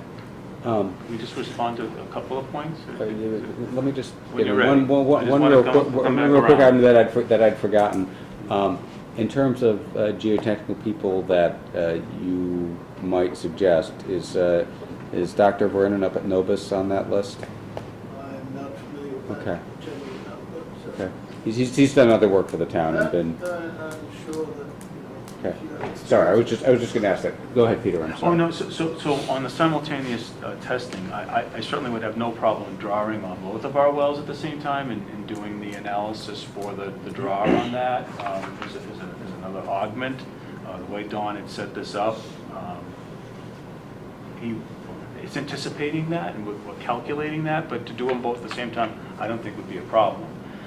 What we don't want to be doing, I don't believe, because it's going to be very difficult, would be monitoring abutting wells because they're consuming water at the same time through their well. We need to be shutting them off totally independent of their consumption because it would be meaningless data points. That if they're drawing out water, that is not an influence by what our activity is. It's because they've drawn water out of their well. Maybe I'm confused. I'm not an engineer. Well, no, I'm just saying too that abutting wells would have to be offline. I mean, disconnected, so they can't consume water during that period of time. So they would have to shut their well off. But as part of the well testing, I thought you were going to be Well, no, seeing what happened in their well when these were drawn. we analyzed that. That's a different protocol. No, right, we analyzed that and looked at it. Okay. We thought to Sorry. ourselves, I'm we're behind. better off looking at the impact at ourselves to be able to draw a conclusion on the abutting well, because one, they would have to be offline, not consuming water during that period of time for the whole test. Second part of it was that we'd be interfering with their private well. We just didn't want to take on the liability of that, where we could potentially be accused of potentially contaminating their well because we're doing work at their well site, and then if we're introducing a probe in order to do the analysis, and then all of a sudden if they have a problem with their water supply when we're done, obviously the implication is going to be that we caused the problem when we may have not done anything at all. So there's definitely a problem, I believe, in forcing us to do an analysis off-site. What I think is better to focus on is what is our site. We've identified how deep our wells are. We know what our abutting wells are. Immediate abutting wells are not as deep as our wells. And more importantly, I know Tom brought up the fact that the potential wetland impact. We're talking about drawing water from down 400 to 600 feet from our wells. We're not touching the surface water supply in any manner. And the rate at which we're drawing water is very low. We're talking about 1 gallon per minute from each of these wells. Not much different than our single-family homes are going to be. I just feel as if on that part of it is that our single-family homes at the 5 bedrooms, we're going to have 3 of them, was going to consume 1,500 gallons per day, or 1,800 with this proposal, 1,650 gallons per day with our original proposal, which would have had none of this other than a 4-hour pump test. We're having 150 more gallons per day with our 12 units. And we're into a whole nother protocol. So I'm just saying, I'm just concerned about what extra layers of it getting added on. So what Don's procedure was, is something that he's done at other well sites or other facilities comparable to what our proposal is. And that's how it was coming up. Mr. Houston? I was just going to comment that in my experience, and it's a bit removed from actually managing buildings, but just having been involved in projects where wells have been developed, normally you have monitoring wells that you install, and you measure the extent of the cone of drawdown Surface water. from the wells you install. So I would anticipate, and this proposed protocol does not do that. As I understood it, they were using one well at a time and monitoring the drawdown in the non-pumping well to determine the cone of drawdown. So again, that's a reason why we're recommending that you have somebody look at it who's more experienced. But I would anticipate the typical way of doing this is to pump, as was suggested, pump both wells and have your own monitoring wells to see what happens. That way you're getting the cumulative effects of the 2 wells on the site being drawn down, and you're also getting whatever's happening from the adjacent private wells. So I think you want separate monitoring wells. The suggested procedure here is not to do that. And I think somebody more qualified than I should reach a final determination as to whether you want monitoring wells. But, All right. Okay, well, then, I'm not sure I understand. Are you qualified to say that we need monitoring wells or not? I can tell you that that's what's happened in well development projects that I have had some involvement with. And that's a gravel well, that's a shallow gravel well, I'm very familiar with that. We do it that way, you put these piezometers in, because you want to monitor what the drawdown is for that effect. We're dealing with a rock well here, we're dealing with a bedrock well, it's just a different animal, we're looking at fraction fissures that we're getting water from. We would not be setting up that same analysis. We'd have to, if we did do that, we would have to grout every one of those penetration points because you'd be potentially contaminating a future water supply. Right. So we wouldn't do that. So I'm just saying is by us doing it here within our field, we will know what the impact is within that cone of influence that we have within our site. And that's why I'm saying that we can draw an analysis. Maybe we don't from have to that. make a final yes or no on this tonight. It might. We'd like to get going on the test. Right, okay, but one of the things I'm trying to suggest is, and maybe it's a bad idea, but I'll throw it out there, is I'd like to hear from the Board of Health what they suggest. The peer reviewer says, okay, have somebody look at it. If the Board of Health is ready to tell us tonight what they'd suggest, we'd be glad to hear it, but if you're saying, wait a second, we just got this, we need to look at it, we can't tell you tonight for sure, that's not crazy either. So, Okay, so- where are you? I can share this. Based on a mixture of what we've done in the past, not that we've had a lot of experience with these multi wells and each well serving multiple units. We don't have a lot of experience, but we have been through the process with hydrogeologists weighing in on it, being proposed by one hydrogeologist and reviewed by another. So we've been through that. So a couple things, right? The drawdown, the cones of influence, that's more for overburdened wells. It's not what we have here. Also for setting up monitoring wells around, it's not going to tell us about our concern, which is how might those bedrock fractures under the ground, just as Peter mentioned, how might they be connected? So, here are all the different cracks that could be underground, and which one is connecting to whose well, we don't know. So if the crack is here and your wells are there, this well over here will be fine, who knows? So that's what we need to find out. The best way is by monitoring the neighbors' wells around. What's happening on the site will be no guarantee. Between the two wells on site will not be a guarantee of what might be happening at a neighbor's well. Can I ask you? In terms of, go ahead. In your experience that you just referred to with neighbors' wells, did you have a protocol set up where the developer had to do work monitoring an adjoining property? So on the other project that we had, or the other projects, first one was really early on in the town's understanding of different things, and there was a different protocol there. Second time it didn't come to fruition, so we didn't get to that point.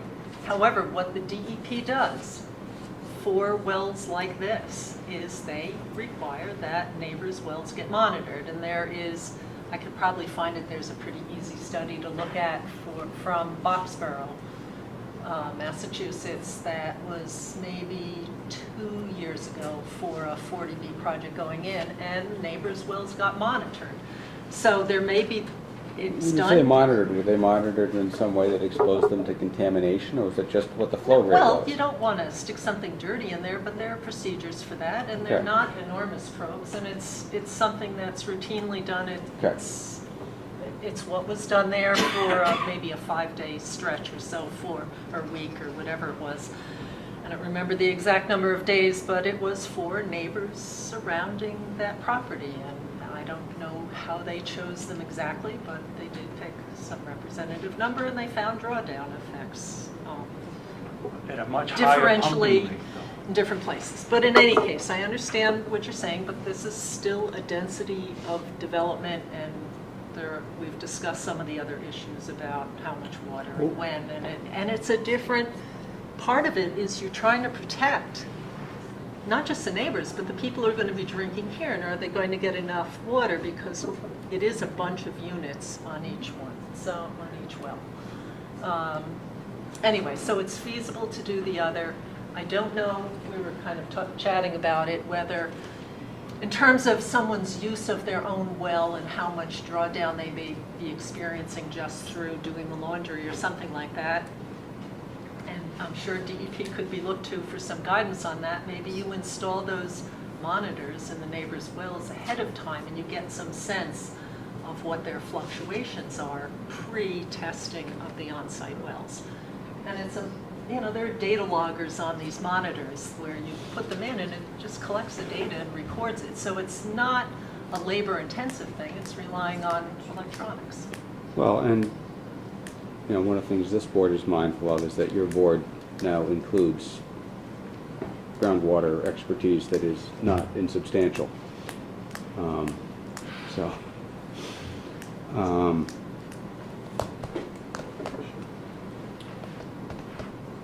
Well, I think we, can I try to recap where I think we are? Which is, there's a proposal on the table, let's use the prior 2 wells. And let's use the prior 2 wells and test them with this protocol here. That's the proposal on the table from the developer. And if you did just look at one paragraph, to me this just spells it all out. It's on page 3, it's the top paragraph because it's referring back to a testing procedure. And I don't mind reading it out loud so it gets onto the TV if you want. But Please go ahead if you okay, wish. so section 11.1 of the regs suggests a 300 gallon per day per bedroom minimum well yield. If we consider each well serving 12 bedrooms, okay, so that's what our proposal is, that implies a minimum yield of 3,600 gallons per day, or a 24-hour average of 2.5 gallons per minute. Since we propose to pump the wells at approximately 5 gallons per minute in each permanent water system, we propose a pump rate of 5 GPM, or 7,200 GPD. This is double the required well yield based upon section 11 of the regs. It is 8 times greater than the total daily demand of our 900 gallons per day. We're being extremely conservative and we're pumping it at this very low rate. All I'm saying is that we should keep it in perspective. I think that the Boxborough project that was being referenced had a much greater water supply demand associated with its wells. This is very, very low development, low impact. This may be high density for what is our neighborhood as far as what we're proposing to put here, but our well usage is not. That's all I'm trying to say, is that we tried to subject ourselves to what we thought was a very reasonably conservative testing procedure. And that's why I brought someone independent of our office to come in and do it. Right, that's all helpful, and thank you. Thank you. That's all I wanted to Ron and Jonathan, how do you feel about this? I'd like to at least hear from our Board of Health as to how where they come out. I know these guys want to get going on their testing, and I think we want to support them in that, but on the other hand, all of this just hit the table, and the Board of Health is, I think, trying to do it in real time, and we appreciate that. And our peer reviewer, who isn't actually a water guy, is trying to help us, and we appreciate that too. But how do you guys? I agree that the Board of Health should have an opportunity to respond fully and completely with its reactions to this and its recommendation. When do you think that could be done? Well, if the peer reviewer can arrange for ZBA, however, arrange for some outside expertise to review this alternative see, plan. you haven't said that yet, and if that's a second on the outside expertise is needed, that's a different step. But it sounds like your group is. If I conjured Jim Vernon, who was very helpful on another project of Novus, out of the air and put him in that chair over there, you'd say you'd want to hear what he had to say and probably go along with it, sounds like. Yeah. Okay. I mean, as Lisa pointed out, the simultaneous pumping makes sense to us, but I have never had Okay. wells. Well, he said he'd do simultaneous pumping, that's not an I issue. didn't think, when Don put together the procedure, I didn't think about that. It certainly can be done. We don't have a problem doing that. We're just saying we just didn't want to get involved with an abutter's well because our concern was that what if something goes wrong? It's not, we don't want to be responsible for it. That's Okay. what we just didn't want. Like, I think for me, the question is like, you're here because you're worried about how your home will be affected by this development. And I think for us, it's a question of whether we think mathematical modeling is the best strategy to mitigate that risk, which is what's proposed, versus validation in real life circumstances. I'm totally not even vaguely close to a hydrogeologist, so I would defer to the expertise of one. Okay. Yeah, I totally concur with what Lisa said, because, I mean, our responsibility in the Board of Health is not only to you, but to your future residents, more importantly, Right. and to all the abutters, because we have to simultaneously, unless we're planning to have some kind of a schedule in Sherborn where we take turns on who uses their well on what day, we have to know what's happening when everybody's using their wells simultaneously. Here's a very fast way through the thicket for you that will probably work.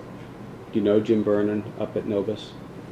He's based in New Hampshire, N-O-B-I-S, Vernon, like Vernon, Connecticut. He's a nice guy. He's not the only hydrogeologist in the world. He'd be the first one to tell you. That's why I had such credibility, at least with this board, was he was good at saying when he didn't know the answer. Call him up. Tell him you want to try to hire him to take a look at this and see what he thinks. Okay. Because if he says, yeah, for this project, this makes perfect sense, you'd never do anything more, that letter from him Okay. will go a long way with all of Yeah. us. And I guess that's what we're trying to say, is And that if he's that's why too I brought busy, Dawn in. they'll try to find you because somebody else. I didn't want to be the one advocating a point on this. Right. That's why I try to keep it in scale and Right, scope. and we don't know Don. Maybe Vernon will say, oh, God, if Don suggested it, it's perfect.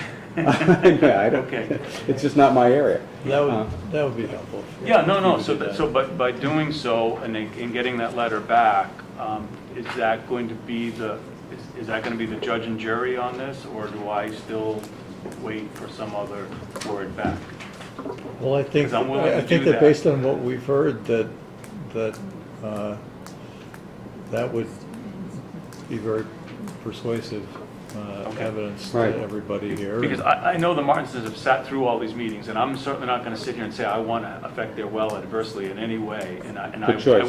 I wouldn't want to. I mean, I honestly wouldn't. I've spoke to them on the phone. I told them Right. I wouldn't. Is there Right. something If they I can? thought there was a way to test their well and do it in a manner that wouldn't potentially, expose us to something, Well, that's I would probably do it in a that should- heartbeat. Well, That should be- Daryl seemed to suggest that there was a method Well, of I doing think this. what we're saying is we think there may be, but we would Let's say. defer to the- That's one of the questions to And I Vernon. did talk to Dawn about it, and it was Right. just that, again, they can't use their water supply during the whole testing period. We would have to shut that fuse off, so there's no water consumption. That- Or we're doing the regional analysis, which is that you look at that whole cycle and we test it for a period of time, so we know what their diurnal is. I mean, that's really what it How would about come down let's to. be open-minded though to an objective hydrogeological peer reviewer, because they might think of things that we didn't even articulate, or maybe there was some compromise position Right. that everybody's comfortable with, so Right. let's not. That's why we go to Novus. Right.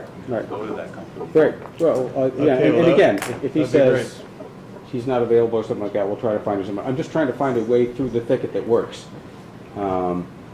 And because he, at least with this board, and I believe with yours in the past, has been credible. Are you looking to find somebody who will actually come to a meeting? No, I'm actually, You just I'm want actually to looking review to, the plans? what I'm hoping they can do is essentially give all of these materials and anything else they think is useful from a well standpoint to Dr. Vernon, email it to him, say, take a look at this stuff, read it. We know you haven't been on site, you haven't done any testing. He didn't do any testing at the fields. He just read stuff.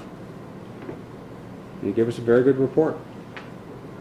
And he was very much, very mindful of the fractures in the rock and which way they went, and did they go north-south or east-west, and all that stuff.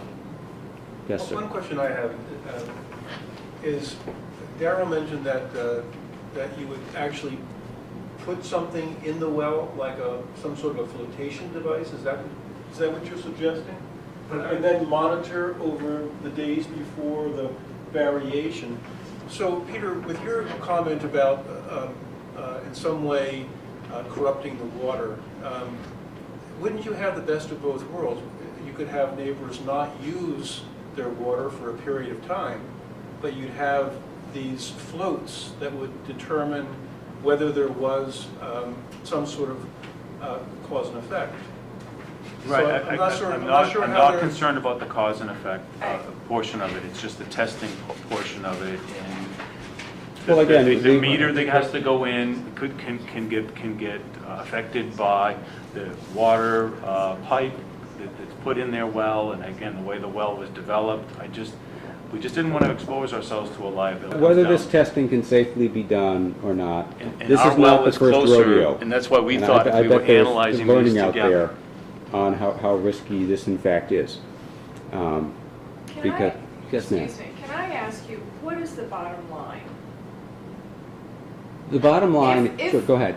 If we did this testing and so forth, and it found that our well, the production in our well was affected, do we really have any recourse if they are following regulations, the amount of water that's being pumped and the rate and so forth is within regulations? If it shows that our well is being adversely affected, we really have no recourse at all, do we? I'm not necessarily sure that's true. From whom? You definitely, well, for example, this board might condition that, say, go ahead and build your project, but you've got to do something to fix the Martinson's well. Or supply. Or supply. And Mary Ann's well, and. Right. Your instinct is correct that let's assume that there's a proven effect on your well tomorrow, and we're all back in here tomorrow night. And by the way, I'm not going to be here tomorrow night. But it's not a matter of you could say, aha, the project never gets built, forget it. The answer is, how do we fix that problem? But there is, we looked at ways of developing this well too, because we have the two, and we got a much higher yield than we had expected. So we Right. could actually be putting in a pump that would pump at a much higher rate and respond to our peak rate, and Right. not do the system that we had proposed, which is a holding system, a pressurized system, which would be less costly for Vin and his Right. group to do. But that in more would have a much higher likelihood of impacting Right, the bigger Martinson's well. draws. Exactly, because Right. it's drawing at a very high rate to match the peak. Sure, of course. And so then they could see the fluctuation. But Right. what we're trying to do is get on a more even plane with this and have a very, very slight impact to our immediate aquifer in our area, on our site. And our belief is that we wouldn't extend into, and that's why we would Right. see it in our own. If we see it, then we could maybe extrapolate and say, okay, this is what we might see for our budding property. That's Right. why we want to draw at a much lower rate. Right. And we're subjecting ourselves in the test to a much higher rate, just for analysis purposes only, because on our daily average, we're going to be, like I said, 8 times. Right, and I hope you're hearing us, that a lot of the board members in the room and the peer reviewer would all be